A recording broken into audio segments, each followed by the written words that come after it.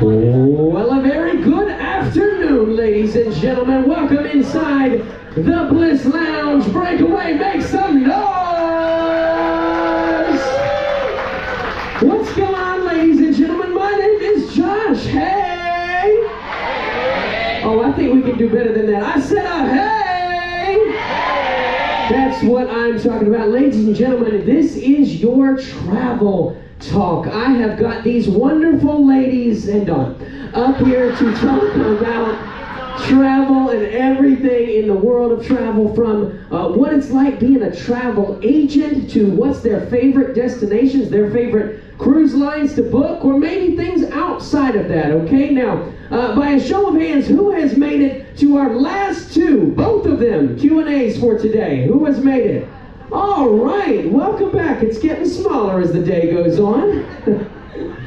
You people need some coffee and maybe a little Jesus. Okay, so if you have been here before, then you know that we're going to do this like a Q&A style, okay? So what I'll ask you to do is just throw that hand up in the air nice and high and wave it around like you just don't care. Just don't bop your neighbor, okay? And I will come and get you in the order that I see you, and maybe if you make some noise or act like you're alive out there, then I'll come to you quicker, okay?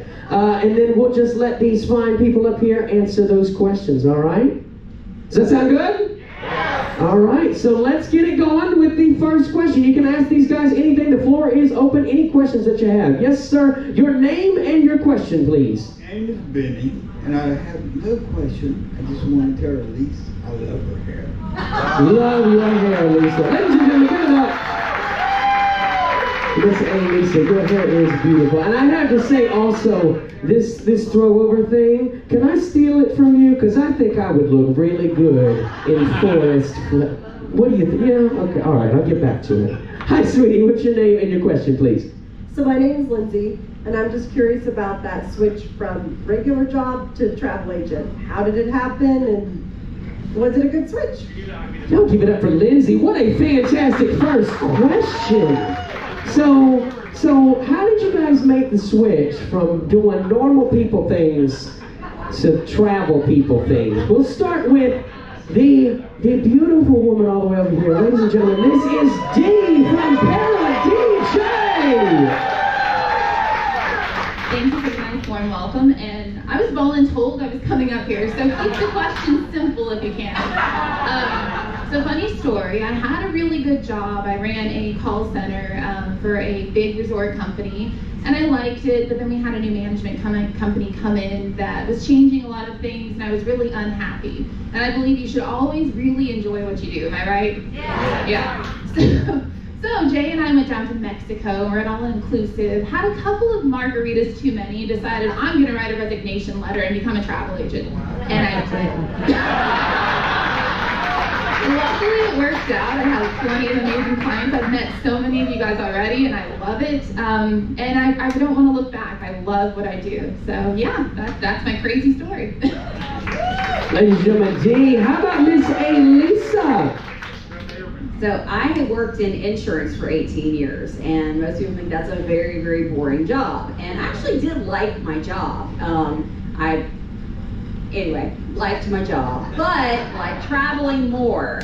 And so slowly got into this. I wasn't as brave as he is to just like throw caution to the wind and walk away. I started doing, I was still working full-time, became a travel agent part-time, and then I became insurance part-time, travel agent full-time, and then eventually, funny story, walked away from my full-time insurance job the day the world shut down.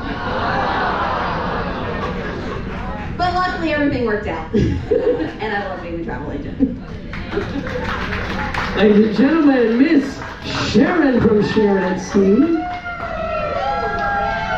Actually, a little similar. So I was a nurse for over 20 years, and I always loved to travel. I decided I wanted to be a travel agent, so I became a travel agent, did both jobs for about 2 years, and once the travel agency picked up and I was busy enough where it could be a full-time job, I cut my nursing job back to part-time and eventually quit. And then once I quit, probably just a few months later, that's when the shutdown started. And then it was so busy. It was actually, it was really busy during the shut time with all the cancellations and things. So I really couldn't go back to my nursing job. So I just kind of sucked it up, went with the flow, and kept going. And here I am. So. And folks, the man, the myth, the legend, the only gentleman up here besides me. Give it up for Don Terrace with Don's Family Vacation. Sir, that question to you. Mine's not as happy a story. If you follow me at all, you know I've had some rough health issues in my life, right? So what happened to me, I was a manager for Frito-Lay, and I ran the warehouse in Ottawa. I had 100 people under me, and I ran the company.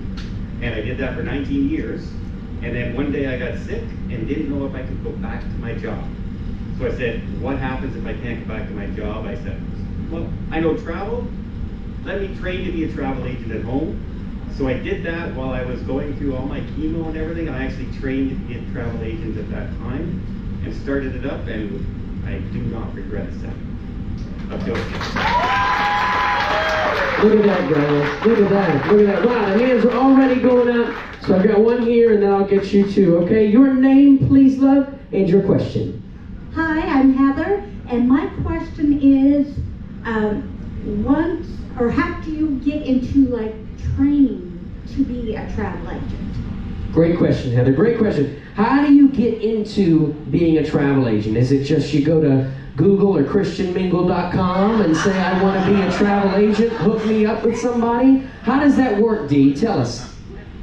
So Elisa actually, recommended the company that she works for, with Travel Quest Network. But a good source is to go to hostagencyreviews.com and kind of read what they're about, make sure that's a good fit to be one of them. But just look for the host agency that is what you're looking for with training, and as far as payout, commission goes, things like that. So that's a good starting point. Yeah, be careful with some of those host agencies, because whenever I first started, I did fall into one of those MLM holes because I didn't know any better. So it only took me about a month to figure out I wasn't in the right place, and quickly moved on to a good, reputable company. But the bad ones are definitely out there. So if you're interested, speak to a current travel agent, ask what they're doing, who they're with, what they recommend doing. Host agencies are good because they have so many tools that they can give you. And you can start with nothing, and they can kind of help you get the right tools to build a business. I don't know if I have really much to add to that, but yeah, just do a lot of research, because like Elise said, I saw one and I signed on for probably a couple months as well, and quickly moved on. And then I've been with the company I'm with now, Travel Planners International, for like 7 years, and it's been great. So just definitely do a lot of research so you don't fall into any of those traps.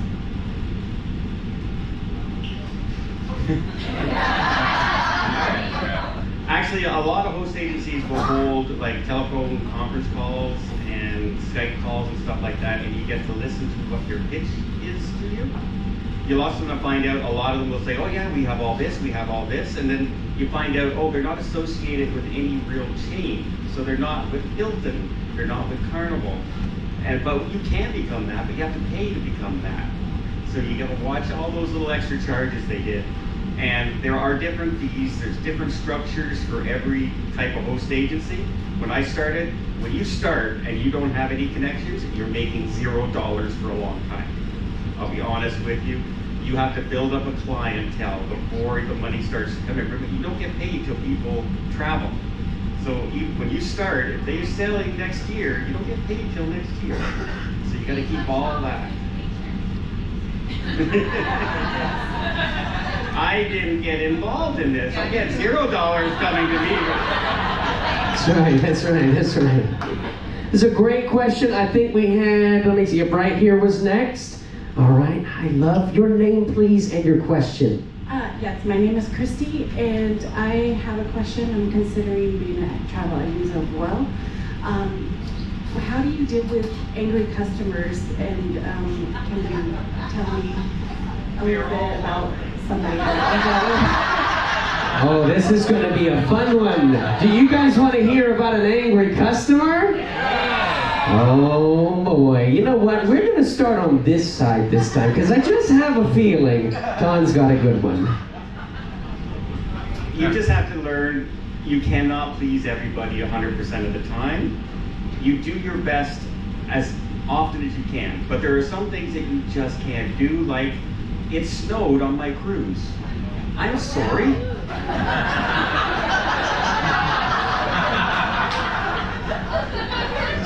What would you like me to do about it? I actually had people call me at home to complain that it was snowing on their cruise.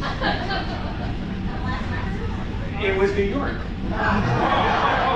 So, you basically just learn to keep a smile on your face, and you realize that that person may not come back, and in reality, you're probably happy they're not.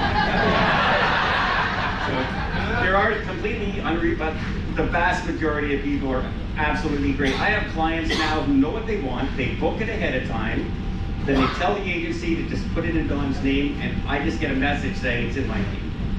There's lovely people out there, it's amazing. So you get the good and the bad. I'll tell you a story a little bit later when we get into this, but you get attached to some of your clients, for sure. Y'all want to hear that story? Yeah. Oh, Don, hold on to that one. We'll come back. Sharon, how about you, love? Yeah, you just have to kind of keep a smile on your face. One thing that I learned from being a nurse is you get a lot of people in bad moods, unhappy customers, and one thing I do is you just spend time talking to them. Sometimes just talking to them, and the more you talk to them, it just kind of brings them around, puts them in a better mood, just giving them a little bit of time, and then that's all it takes. So that's where my nursing skills, I guess, come into play with the travel agent, which are so different, but I just spend a lot of time talking to them, and that helps. Yeah, I'm gonna agree with Sharon on that. Just sometimes having a conversation, just talking through the points that are upsetting them, because sometimes they might be upset about something, or they think they're upset about something, but it's really something else. And then when you explain that they don't understand something, and you help them understand, they're like, oh, I'm sorry. But other times, there is legitimate things that go wrong on people's cruises, and we do what we can post-cruise to make those things better. I mean, I've had clients that had stinky rooms, that happens. There's not a whole lot you can do except try to get them moved to another room, or try and get them some credit on their next cruise. And we do everything we can on that. You cannot please everybody, but you just put on your patient pants and you do your best. So I haven't been doing it a very long time. I really haven't had too many situations with unhappy people, which is a blessing. I guess most of the clients that come to me know that we make the videos, and that's where they come from, so they kind of know how our schedule works, but mostly email. I would say one of the biggest things is having everything in writing, so you can go back and say, oh no, we discussed this at this point, because sometimes people forget what they tell you, and they might not think the story is how it's supposed to go. And then sometimes like they said, you're just not gonna be able to please everyone, and that's okay. There's this thing in an industry term called bless and release. And sometimes you may actually have to do that. They just may not be the right client that fits you. They may just need to go with somebody else, and there's nothing wrong with that.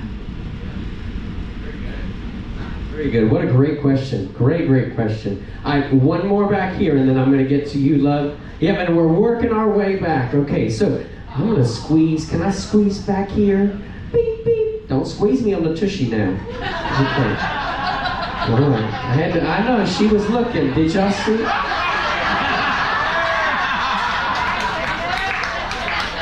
I feel like I need to call security right now. Your name and your question, please, though. Don't make me laugh. We're working. My name's Melissa, and this question is probably more for Sharon and Elise because you have kids. My current 16-year-old wants to go to Alaska when he graduates. What line? What ship? What itinerary? Any advice for us? He basically said he wants to go on a cruise, but he doesn't want to go to the Caribbean in general. Gotcha. Okay, so that's for Miss Elise. Excuse me. Shuffle, shuffle, shuffle, shuffle, shuffle. Okay.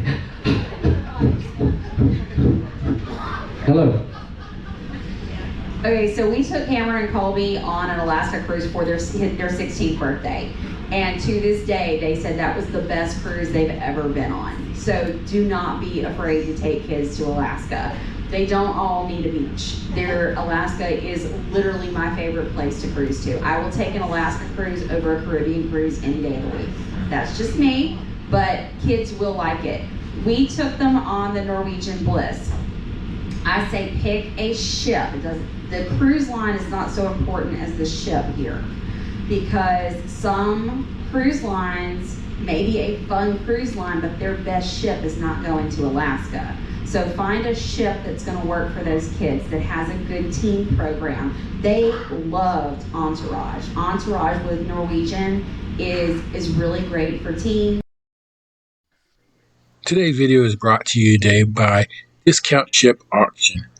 Get your own ship to fix up so you can go on a cruise at any time you want.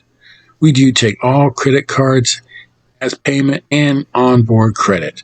Go ahead and get your bids in now. Laser tag, they all did that for free as part of Entourage, where typically you have to pay extra for that. The beauty of Alaska, especially in September, I would say Norwegian or Royal Caribbean. Those ships that they put in Alaska are going to have the most for kids. Well, we went to Alaska actually on Carnival, and Matthew loved it, but he loves Carnival because he just loves the kids clubs on Carnival. He grew up going to the kids clubs on Carnival. But I would say for Alaska, Norwegian, one of their newer ships, or maybe a Carnival ship for a 16-year-old. He will be 18 when we go. Oh, 18? He'll be 18 when we go. He's 16. He's 16 now. Okay. I would probably go with one of the newer Norwegian ships then. Like Elisa said, the Entourage, Matthew, our Matthew, he loves the kids club. But he loves Entourage as well. I would go with Norwegian. And Alaska is great. He had a wonderful time there. He loved all the things we did there. So there's a lot for kids in Alaska, young and old. Sharon, I think now Matthew has moved on from the kids club to the casino. He is now in love with the casino, and the casino is not currently in love with him. Jamie, are we down 60? Is that what it is? Where Jamie's at? Are we down 60? Down 60, but there's plenty of cruise left. Don, you don't have any kids hiding anywhere under your last name, right? Well, they're 30 and 35. Okay, all right. I mean, you can definitely, I think, speak to, is Sharon and Elise on the right track there? Absolutely. At 18, though, if they're really, not into the kids club as much, they're, mature, don't discard Holland America because of Music Walk. If they're into music and stuff like that, you're going to have a great time. Like the rock club every night, jazz every night, BB King. It's going to be, if they're into music, Holland America was a big surprise to me. I learned this from Don over lunch too. I was like, Don, there's no way that I would ever do Holland American. Once he explained this to me, I was like, well, daggone, HollandAmerica.com. Here we go. Okay. Dee, anything to add to that, or have they covered all bases? Yeah, you think they've covered all bases? I think so. Are you ready to book your cruise? I know a travel agent. If you want to get, just think on it. Okay. That's right. Okay, we're right up here. Your name and your question, please. I'm Heather, and how do you build up a good clientele base? Heather says, how do you build up a good clientele base? I think for you guys it's going to be a bit unique, but I'm interested to hear what you have to say. So marketing is the most important thing, and we all obviously have something in common. We make YouTube videos. I started when we had a pretty well-established channel, and I think everybody probably did. So, people watch the channel, they feel like they know you, they trust you, you give them good advice. So they come and they become your clients, they refer people, their family, their friends, they build up groups. So it's a little different situation, but marketing is going to be where it's at, and that is one of the most expensive things that you're going to have to overcome. But YouTube's great. You guys, anybody can start a channel, honestly.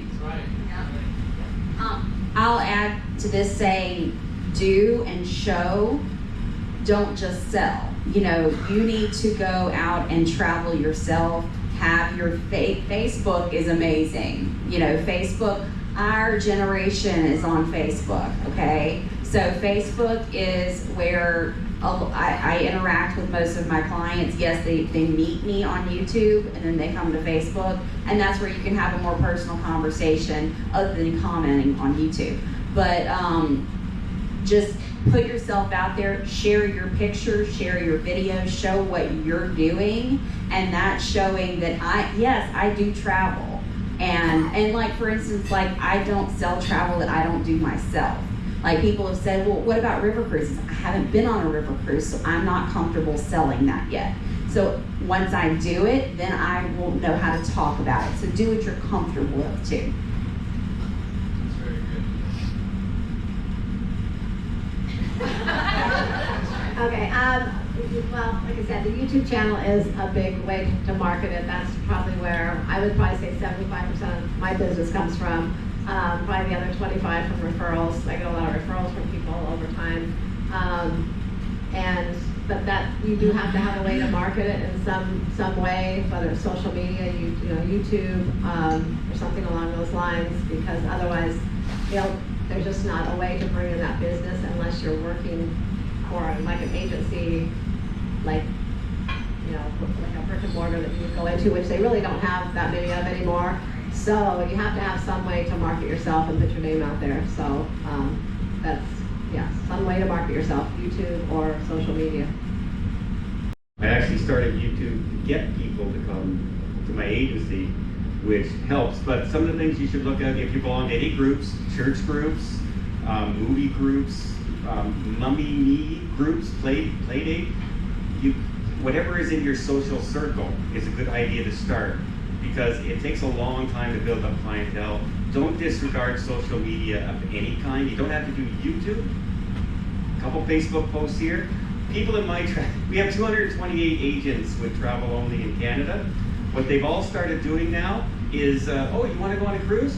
Well, check out this video, and they're sending them my videos. So I'm advertising for them now, and out there. I just got a call from a good friend who lives in Ottawa. He's also with travel only. He's in Australia, and he says, we just watched all Dawn's videos in Australia. Yeah, you were travel only? Can we book with you? And it's surprising what it works. So use whatever you can to bring people to you, to make you seem like the expert. Because people want to book with an expert more than they want to book with just anybody who's just, I'm just an agent. Imagine calling somebody and say, yeah, what's the difference between Carnival and Norwegian? And they say, well, one's blue. So yeah, at least try and sound like you know what we're talking about in a lot of cases. Right. No, that's very good. Okay, I see a hand back here. Let me come to you, my love. Let me come to you. Okay. Hold on. No squeezing my butt today. All right. Your name and your question, please. My name's Abby, and what is each of your dream destinations? Oh, what a great question, Abby. What is your dream destination? Where is somewhere? Maybe you've been there. Maybe you haven't been there. We're gonna start with Dawn. No pressure on this one. I've been talking about Antarctica for a while. I'm probably gonna be there this year. But my number one that I want to go, there is a river cruise, Zimbabwe Queen, going through Africa. And it also has a safari attached to it afterwards at the big falls and everything. And it sounds, I've seen pictures from it, and literally the wildlife comes up to the boat. And you could open up your window on the ship and there's an elephant sitting in the water playing. My luck, it would be the crocodiles. But it's a bucket list cruise. It's expensive to all heck. But if you're talking about a dream destination, that's definitely mine. Beat that. That's actually on my bucket list too, but probably more feasible would be some countries in Europe. I think Portugal is on the top of my list to visit, and that's just I have some Portuguese in me, and so it's just I've always wanted to go there. I see pictures; it's beautiful. So hopefully in the next couple of years we'll get there. For me, it's Norway. I love Alaska so much, and everyone says if you love Alaska, you've got to see the fjords in Norway. So I'm at the point right now that I'm trying to decide, do I go the time of year where I've got a better chance of seeing the northern lights, or do I go during the summer and see the midnight sun? So or both, yeah. So, but it's definitely Norway's at the very top of my list right now. So I don't know if you guys know, but I really like turtles. So the Galapagos, of course, they have the giant Galapagos. These are tortoises, though, and just the nature there, I can't wait to eventually go. It is super expensive also. But yeah, I've always wanted to go to the Galapagos. Very cool. I'm looking forward.